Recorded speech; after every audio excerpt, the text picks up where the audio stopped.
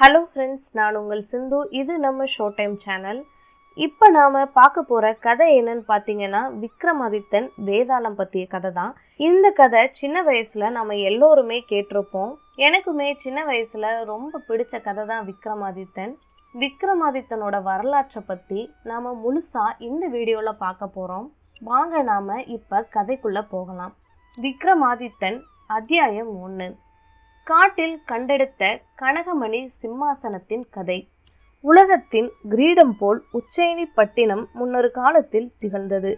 நீலவானத்தை முத்தமிடும் பட்டுக்கொடிகளும் நிலா உப்பரிகைகளும் மாட மாளிகைகளும் மணி கோபுரங்களும் தந்த ஸ்தூபிகளும் நந்தவனங்களும் விசாலமான நவ மோகன வீதிகளும் சிருங்கார மண்டபங்களும் சிந்தையை கவரும் விசித்திர வினோதங்களும் நிறைந்து எந்நேரமும் ஜே ஜே என்று விளங்கும் அந்நகரம் மாயபுரியாகவே காட்சியளித்தது. அந்த பட்டணத்தை அறநெறி வலுவாத போஜ மகாராஜன் ஆண்டு வந்ததால் அதற்கு தர்மாபுரி என்ற பெயரும் நிலவி வந்தது. போஜராஜன் சதா தன் குடி ஜனங்களின் நலத்திலே கண்ணும் கருத்தும் கொண்டவனாய் ஆட்சி புரிந்து வரவே அந்த சக்கரவர்த்தியின் பெயர் உலகமெங்கும் பிரசித்தியாயிற்று.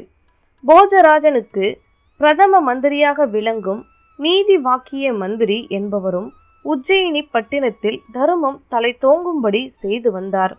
அந்நாளில் பக்கத்திலுள்ள காட்டு பிரதேசத்தில் இருந்து துஷ்ட மிருகங்கள் அடிக்கடி நாட்டுனுள் புகுந்து மக்களை துன்புறுத்துவதோடு அவர்களின் உடைமைகளான ஆடு மாடு கோழி முதலான பிராணிகளை கொன்று தூக்கிச் சென்றன.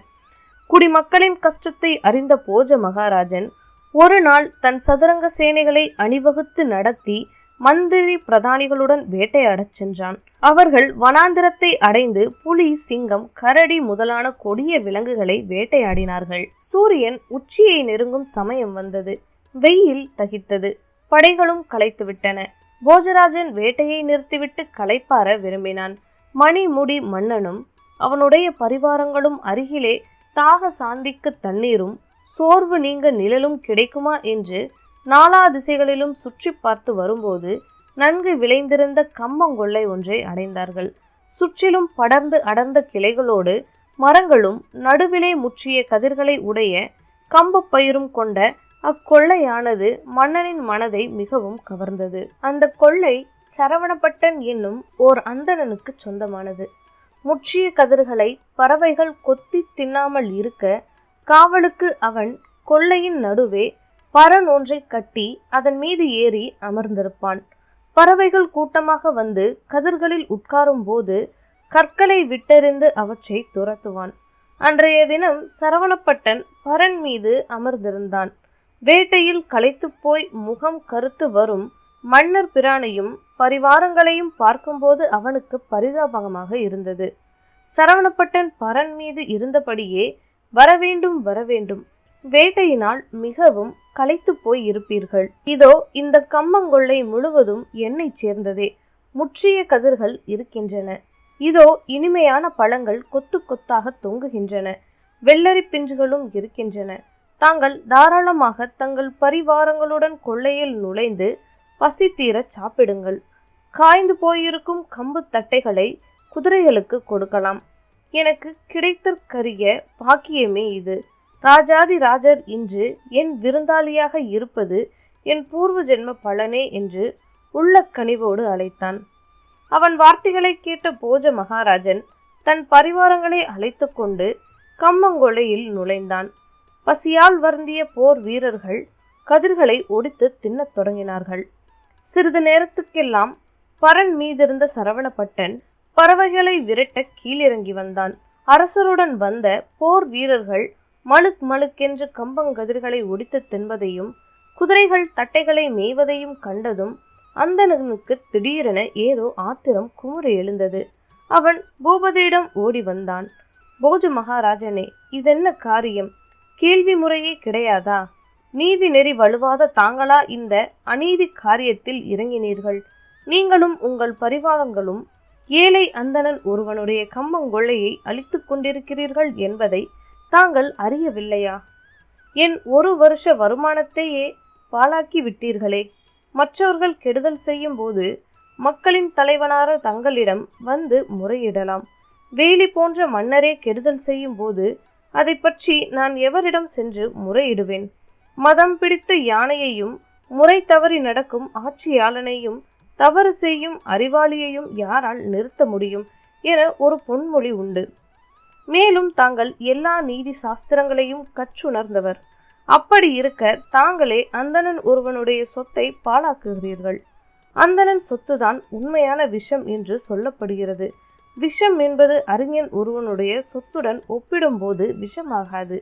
அந்த சொத்தே உண்மையான விஷமாகும். ஏனென்றால் விஷம் அருந்திய ஒருவனை மட்டுமே கொல்லக்கூடியது. ஆனால் அறிஞன் சொத்தோ அபகரித்தவனின் சன்னதியையும் அவர்களின் சன்னதிகளையும் கூட அழித்துவிடும். இதை தாங்கள் அறிவீர்களே என்று முறையிட்டான் சரவணபட்டன். அவனுடைய வார்த்தைகள் அரசின் நீதி உள்ளத்தில் வேதனையை உண்டாக்கின. அடுத்த கணமே போஜராஜன் பரிவாரங்களை அழைத்து கொண்டு வெளியேறினான். இந்த சமயத்தில் சரவணபட்டன் மீண்டும் பரன் மேல் ஏறி உட்கார்ந்து கொண்டான். மன்னர் பிரானும் பரிவாரங்களும் கொள்ளையை விட்டு வெளியேறுவதைக் கண்டதும் சரவணபட்டன் மறுபடியும் திடீரென்று கூவினான். பூபதியே, ஏன் போகிறீர்கள்? அதற்குள்ளாகவா? தாங்கள் பசி தீர்ந்து விட்டதா? வேட்டையினால் ஏற்பட்ட களைப்பு இன்னும் நன்கு தீரவில்லை என்பதை தங்கள் திருமுகமே காட்டுகிறது. பசி தீர உணவருந்தி நிழலில் படித்து இளைப்பாருங்கள். வீட்டுக்கு வந்த விருந்தாளி உணவருந்தாமல் செல்வது சரியல்ல என்றான். மன்னனை வற்புறுத்தியும் கூப்பிட்டான் சரவணபட்டன். போஜராஜனுக்கு பெரும் வியப்பாகிவிட்டது. பரன் மேல் இருந்தபோது அந்த மறையவன் நம்முடைய நிலையை உணர்ந்து பசி தீர கம்பங்கதிர்களை ஒடித்து சாப்பிடுமாறு அழைத்தான். பரன் விட்டு கீழிறங்கி வந்ததும் அவன் உள்ளத்தில் தோன்றிய அந்த உணர்வு அறிவிட்டது. ஐயோ, கொள்ளை பாழாக போகிறதே என்று கீழ்த்தர எண்ணமும் சுயநலமுமே மேலோங்கி நின்றன. மீண்டும் பரன் மீது ஏறியதும் விருந்து சாப்பிட அழைக்கப்பட்ட நாம் திரும்பிச் செல்வதைக் கண்டு வருந்துகிறான். இது மிகவும் விசித்திரமாக இருக்கிறது. இது இந்த இடத்தின் விசேஷம் போலும். நாமும் அந்த பரன் மீது ஏறி பார்க்க வேண்டும். அவ்விதம் அரசன் தன் மனதில் நினைத்தவனாய் சரவணபட்டன் அருகில் வந்து பரன் மீது ஏறினான். படிகளில் காலை வைத்து ஏறிய உடனேயே உலகான பிறந்தவனின் உள்ளத்திலே சலனமற்ற அமைதி குடிகொண்டது. அனைவரையும் கஷ்டத்திலிருந்து விடுவிக்க வேண்டும். உலகம் வறுமையின் பிடியில் சிக்குண்டு நாசமாவதை தடுக்க வேண்டும். தீங்கு செய்பவர்களை தண்டிக்க வேண்டும். நல்லவர்களை பாதுகாக்க வேண்டும். குடி ஜனங்களை அறநெறி பிசகாமல் பரிபாலனம் செய்ய வேண்டும். இம்மாதிரியான உயர்ந்த எண்ணங்களே போஜ மன்னன் உள்ளத்தில் தோன்றின. சுருங்கச் சொன்னால், அந்த சமயத்தில் எவராவது அவன் உயிரை கேட்டாலும் கொடுக்க தயாராக அரசன் இருந்திருப்பான். எவ்வளவு அழகான கொள்ளை இது! உள்ளத்திலே உயர்ந்த எண்ணங்களை தோன்றச் செய்வதின் மர்மம் என்ன? தண்ணீரில் எண்ணெயும் ஒற்றனிடம் ரகசியமும் தகுதி படைத்த மனிதனுக்கு சிறு பரிசும் புத்தி கூர்மையுள்ள மனிதனிடம் அறிவும் தானாகவே பரவும் அன்று. இந்த கொள்ளையின் அதிசயத்தை கண்டுபிடிப்பதற்கான வழி என்ன? இவ்வாறு சிந்தித்த போஜராஜன் கனிவான குரலில் சரவணபட்டனை நோக்கி, அறிஞனே, உன் புகார் நேர்மையானதே. இந்த கொள்ளையின் மூலம் கிடைக்கும் வருமானத்தை கொண்டு நீ அடுத்த வருஷம் பூராவும் காலம் தள்ள வேண்டும். அதை உணராது பசியின் மயக்கத்தில் நான் பரிவாரங்களுடன் இதனுள் நுழைந்து விட்டேன். அதற்கு பிரதியாக இந்த கொள்ளை உன்னிடம் இருந்து கிரயம் கொடுத்து பெற்றுக்கொள்கிறேன். நீ விரும்புவதை தாராளமாக தெரிவி என்று கேட்டான். அரசே, தாங்கள் அனைத்தும் அறிந்தவர். எது செய்யலாம் எது செய்யக்கூடாது என்பதை தெரிந்தவர். இந்த கொள்ளையின் மதிப்பை தாங்களே நிர்ணயித்து கொள்ளலாம். பார்க்க போனால் தங்களை மகாவிஷ்ணுவுக்கு ஒப்பிட்டு சொல்லலாம். பகவானின் கடைக்கண் பார்வை விழுந்தால் எவன் தரித்திரமும் துன்பங்களும் இருந்த இடம் தெரியாது ஒளிந்து போய்விடும். அவ்விதமே அரசனும் கற்பக விருஷம் என சொல்லப்படுகிறான். பகவானே நேரில் காண முடியாது. தாங்களோ பிரதிக்ஷ தெய்வம். என்னுடைய கஷ்டங்களும் வருத்தங்களும் தங்களை கண்ட மாத்திரத்திலேயே ஒளிந்து விட்டன. அப்படி இருக்க இந்த கொள்ளை ஒரு பிரமாதமா என்று பணிவுடன் தெரிவித்தான் சரவணபட்டன். அவன் வார்த்தைகளால் மகிழ்ச்சி கொண்ட போஜராஜன் அக்கொள்ளைக்கு பதிலாக அநேக பரிசுகளும் திரவியங்களும் இனும் நிலங்களும் இவனுக்கு கொடுத்து அக்கொள்ளையை தனதுடையதாக்கி கொண்டான். மறுநாளே அவன் தன் அரசாங்க ஆட்களை விட்டு பரன் இருந்த இடத்தில் தோண்டி பார்க்க செய்தான். அவ்வாறே ஆட்கள் பூமியை வெட்டி பரிசோதித்தார்கள். மண்ணை ஆழமாக வெட்டும்போது டங் என்ற ஒளியுடன் அழகிய நவரத்தின சிம்மாசனம் ஒன்று தென்பட்டது. போஜன் அளவில்லா ஆனந்தம் கொண்டவனாய் மேலும் பூமியை நாற்புறமும் குடைந்து வெட்டச் செய்தான். அங்கே நவ ரத்தினங்களால் இழைக்கப்பட்டதும் 32 படிகளிலும் அழகிய பதுமைகளை கொண்டதுமான பொற் சிங்காதனம் ஒன்று இருந்தது. போஜராஜனின் மகிழ்ச்சிக்கு ஓர் அளவில்லை. அந்த சிங்காதனம் புதைக்கப்பட்டிருக்கும் இடத்தில் நிற்கும் போதே உள்ளத்தில் உயர்ந்த மனோபாவங்கள் ஏற்பட்டன. அந்த அதிசய நவரத்தின சிம்மாசனத்தில் அமர்ந்து ராஜ்ய பரிபாலனம் செய்தால் எவ்வளவு நற்குணங்களுக்கு இருப்பிடமாகி புவனம் எங்கும் பிரகாசிக்கலாம்.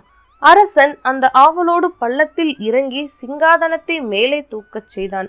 ஆட்கள் ஒன்று சேர்ந்து சிங்காதனத்தை தூக்க முயன்றார்கள். சிங்காதனம் இருந்த இடத்தை விட்டு அசையவில்லை. புஜபல பராக்கிரம மன்னனுக்கு ஒன்றும் தோன்றவில்லை. அருகிலே நின்ற நீதி வாக்கிய மந்திரியை பார்த்தான். மந்திரி, நவரத்ன சிங்காதனம் இடத்தை விட்டு பெயர மறுப்பதின் காரணமென என்று கேட்டான் போஜராஜன். பூபதி, பூமியில் புதையுண்டு கிடைந்த இச்சிங்காதனம் புராதன காலத்தைச் சேர்ந்தது. தெய்வத்தன்மை வாய்ந்தது. இதற்கு உரிய பூஜை புனஸ்காரங்கள் செய்யாமல் நாம் எடுக்கும் எந்த முயற்சியும் பலனை அளிக்காது என்றார் நீதி வாக்கிய மந்திரி. உடனே புவி மன்னன் புரோகிதர்களை வரவழைத்து சிங்காதனத்துக்கு செய்ய வேண்டிய பூஜைகளையும் உபசாரங்களையும் செய்யுமாறு வேண்டினான். அதற்கு பிறகே சிங்காதனம் அதன் இருப்பிடத்தை விட்டு நகர்ந்தது. இதை கண்ட அரசன் நீதி வாக்கிய மந்திரி, ஆரம்பத்தில் சிங்காதனம் எனக்கு சுலபத்தில் கிட்டாது போல் தோன்றியது. ஆனால் இப்பொழுதோ உன்னுடைய ஆலோசனையின் பிரகாரம் நடந்து கொண்டதால் சிங்காதனத்தை வெளியே எடுக்க முடிந்தது.